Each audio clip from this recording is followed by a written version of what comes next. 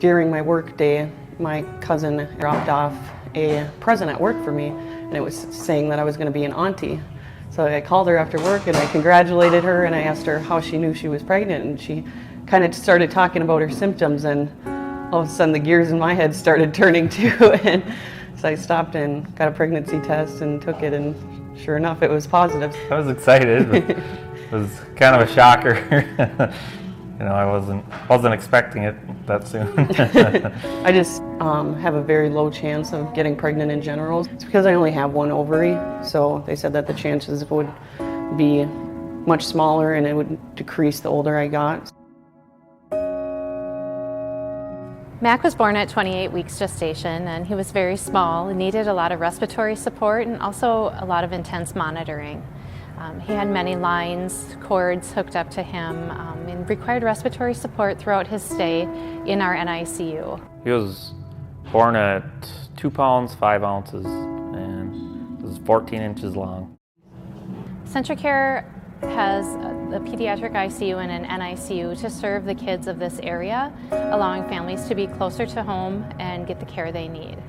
It was nice that a lot of the staff were, trying to take care of him, but they were trying to take care of me too. We all just fell in love. He was everybody's baby. We were happy to be in there. As one of our nurses, Tessa, once put it, every day that I was assigned to Mac was a good day. I was basically trying to live up there because I didn't want to leave him, so they were making sure I was okay too. And taking care of the whole family is part of what we do, and part of my role too, as I'm transitioning these kids to get ready to go home. It's the parents who have to do the work. Jordan and I had lots of phone calls to touch base and just really find out how she and Eric were doing with this and what we could do to help support them. Jordan and Eric signed up to have a baby, and they had to wait a year to bring that baby home.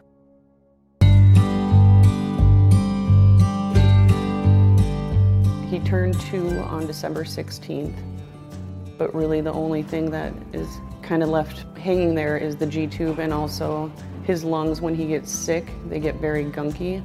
They're doing way better than ever expected. They thought, with his lungs being so underdeveloped that he'd be dealing with lung issues for the rest of his life. And now they're saying that there really isn't any chronic lung disease or anything in him. They look really good. I think he'll have a normal future, and I think he'll grow up, and I feel like he's one of those things that came from, a very small chance of even being on this world, so I think he'll take advantage of it and make us proud. What makes me most proud is watching our staff all come together.